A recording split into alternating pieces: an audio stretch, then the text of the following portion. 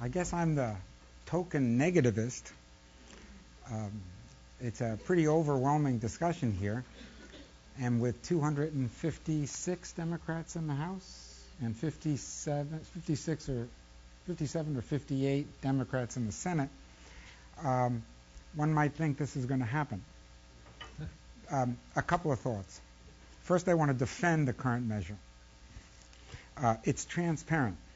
It has a minimum of value judgments in it. It has a minimum of statistical assumptions, imputations, and models. Everything we've talked about has a ton of them. And I was struck reading today's New York Times. Lead paragraph. Since 2000, the number of young children living in parts of lower Manhattan has nearly doubled. That's a count of children, nice and concrete. And the poverty rate declined in all but one New York City neighborhood. Let me say that sentence will be impossible, or maybe not impossible to repeat in the future.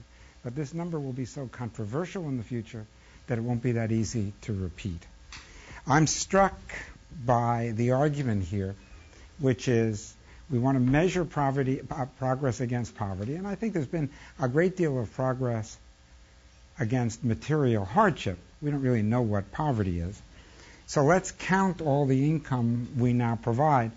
But since that might lower the count, we better raise the threshold so that although I guess we'll make some progress somehow, it won't show. I think that's a problem underlying this approach, which is why in the end I'm going to say I'm in favor of an income inequality measure. But let me just finish defending the current measure for a second. Since welfare and TANF payments are small, and since I think Social Security is almost an earned benefit since I paid into it and not welfare, I kind of like the current measure as almost a measure of market poverty, because that's sort of what it is. And we could have a post-transfer measure and be honest about what we're measuring here. But I do want to measure market poverty because I'd like to know how we're doing. And in that regard, I sort of liked the results of not the consequences, but I liked being able to read the reports about the increase in the poverty rate in 2001, 2002, because it told me a lot about the dot-com bubble in ways that I'm afraid, I don't know because I haven't seen how it's going to be done, in ways that the current proposals will not do.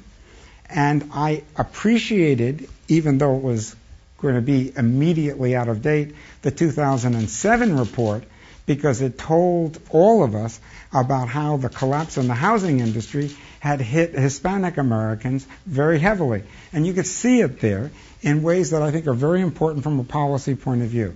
Now, someone could say, well, we'll measure it with some other measure, but there you are.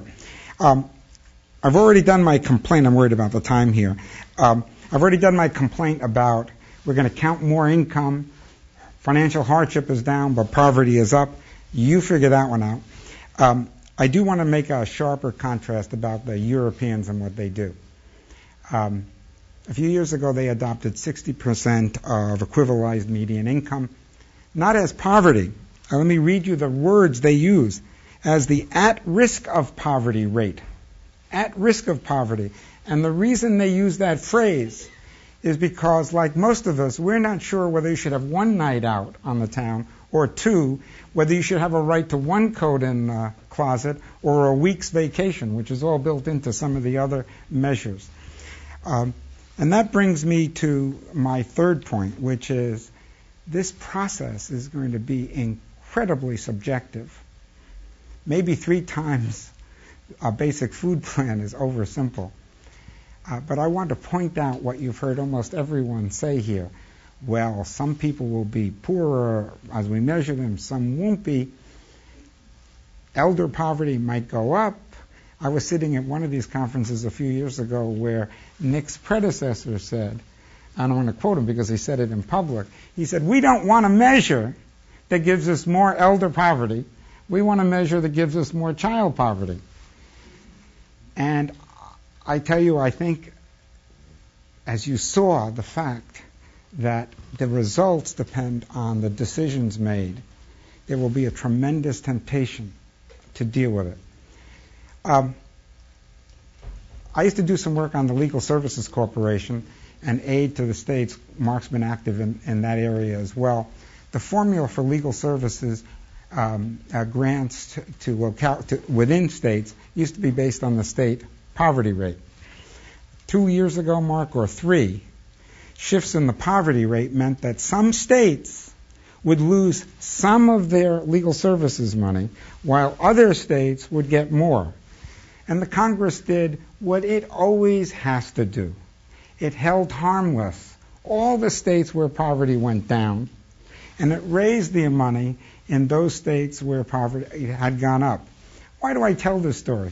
Because if we do this either as a congressional process, as Becky mentioned, there's a choice here of how we do it, or even if we do it within the administration, there are going to be, with any changes in the formulas, there are going to be states that win and states that lose. We had a seminar, and people from the Census Bureau presented the actual numbers. I'm not going to burden you now, but there, if I remember correctly, there were about 12 states that saw their poverty rates go up 10 or 15%, and other states where their poverty rates would go down.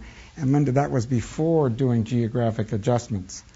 I learned something in elementary political science, which is to move something through the Senate,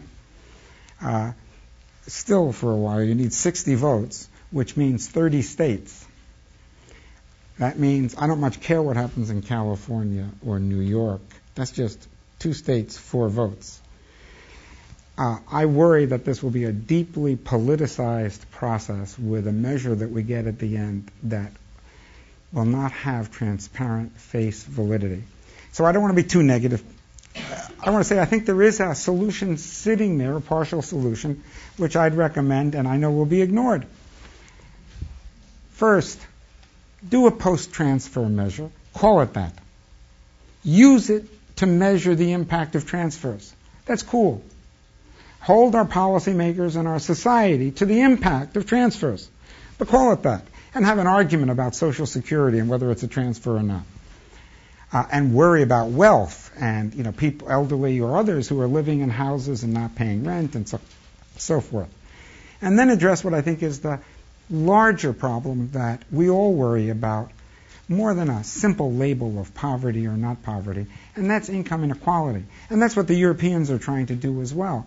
When they say at risk of poverty, they don't think that someone $1 or $2 or €1 or 2 above that line is doing fine, and they don't think someone €1 or 2 below is not doing fine. They're reflecting a general sense. And so some of you have heard me say this before, whether you take the bottom decile or quintile, bottom 20%, watch how it's doing, see who's in it. And by the way, that's my last point I'd make here. I am almost indifferent, and I think we all should be, to the actual number of people who end up being labeled as poor, whether it's 13% of our population or 18% or 23%.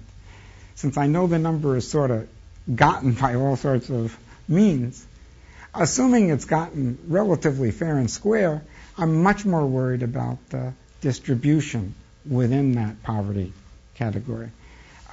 We haven't talked about it. Nick, I think, mentioned it in passing, and so did Mark. Depending on the counting rules you use, Latino poverty goes up or goes down. Black poverty goes up, goes down. Single mother poverty goes up, goes down. Those are very tricky and tremendously sensitive issues to be embedded in an obscure formula. And I think what will happen if we go this route, and I think it may happen, is that we will then open this process to a continuing debate about what's being counted and why.